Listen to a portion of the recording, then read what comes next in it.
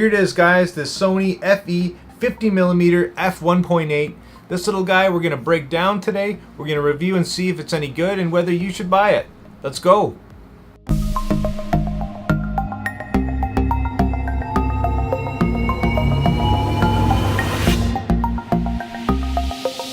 Well, here's Sony's version of the classic nifty 50mm f1.8 full frame lens.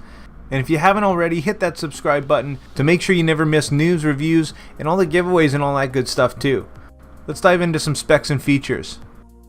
Now this is just basic stuff you'd find on the website, but let's get into an unboxing and build. Well, it's a small box for a small lens, and all it really comes with is the typical instruction manual, a lens hood, and the lens itself.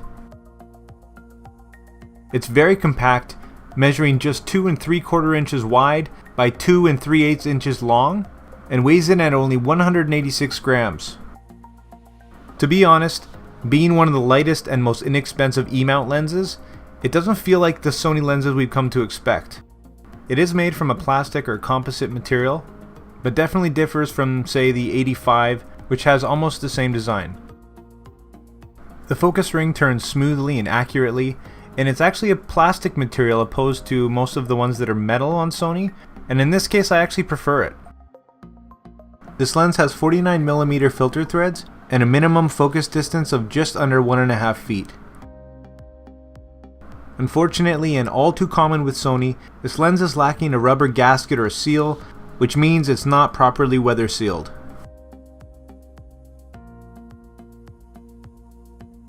You'll notice a complete absence of any buttons on this lens, including a manual focus switch, and also note that this lens is not image stabilized. Overall for build, I give this lens 3 stars.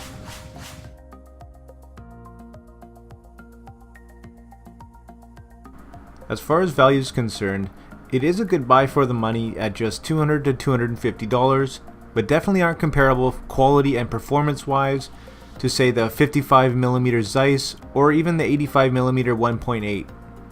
Now there may be some third-party or adapted lenses that you can use in this price range, but it's always best to stick with native glass if you can, so that you get all the functionality and performance that your camera can offer.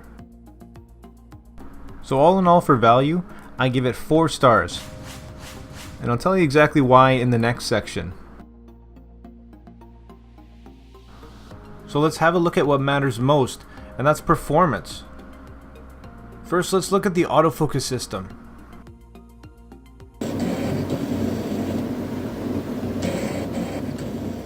So as you can see here, this lens's focus system is not internal, and as you heard, it's quite loud. Its overall focus speed is anything but impressive, and it does hunt quite a bit. Now where video is concerned, it can be quite jittery when trying to find focus, and if audio is important to you, the sound from the motors might be a bit of an issue. At the end of the day, it is a lens designed for photography, and really that's where it shines. The image quality is actually quite impressive. Even wide open at 1.8, the image is very sharp in the center and reasonably sharp in the corners. The eye autofocus works flawlessly. And for the price of the lens, the bokeh is phenomenal. Some of the best I've seen on a 51.8.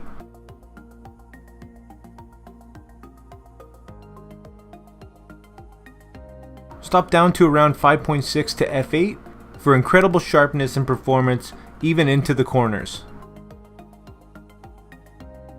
So if you can get past the autofocus system, this lens does offer a lot, including some amazing sharpness and bokeh.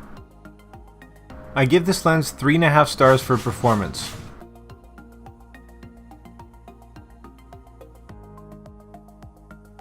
So wrapping up with a few final thoughts, I think this lens is perfect for people just starting out and looking for that next step above the kit lens. This is a very versatile lens, offering a fast aperture with lots of value in a small package. And as promised, here's a list of my pros and cons for this lens.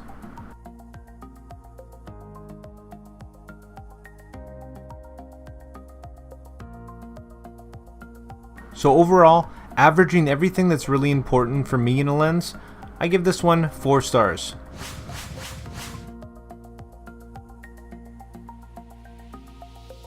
I also like to rate things on a scale from definitely buy to consider to never think about again. And depending on who you are, like I said, if you're just getting started, if you're looking for a great portrait lens, or if budget's a factor, I'd put this one right between consider and definitely buy.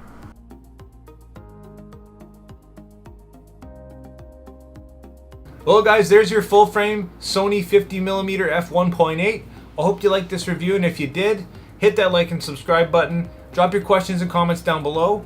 I'm actually filming with it right now, so this is a better view of kind of what it looks like for this type of application. I do try and review every lens that I get my hands on, so keep an eye out for those. If you want to pick this lens up, the links are in the description below as well. And like always, make mistakes, be yourself, get out there and take some more pictures. See you next time, guys.